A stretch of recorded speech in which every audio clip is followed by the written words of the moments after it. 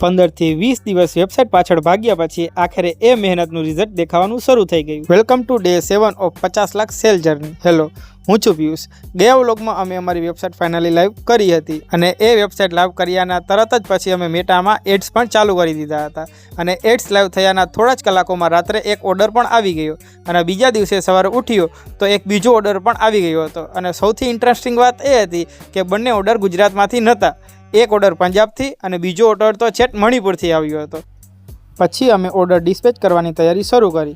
કયું label box પર લગાવવું, શિપિંગ લેબલ ક્યાં લગાવવું, ઇન્વોઇસ કેવી રીતે પ્રિન્ટ કરવું, આ બધું જ સ્ટેપ અમારા માટે પહેલીવાર હતા।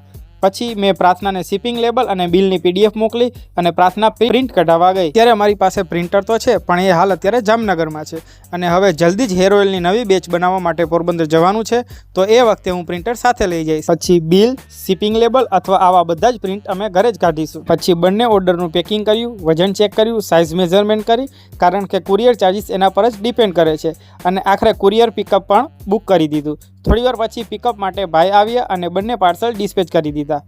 આ તો ફક્ત 2 ઓર્ડર હતા પણ અમારી માટે બહુ મોટો સિગ્નલ હતો અને હવે કાલથી જે પ્રોડક્ટનો સ્ટોક ઓછો થઈ રહ્યો છે એની ફ્રેશ બેચ બનાવવાની પ્લાનિંગ શરૂ કરવી પડશે કારણ કે વેબસાઇટ લાઈવ થયા પછી અને આ વ્લોગની સિરીઝ શરૂ કર્યા પછી ઓર્ડર્સ ધીમે ધીમે ડબલ થવા લાગ્યા છે। તો મળીએ કાલે।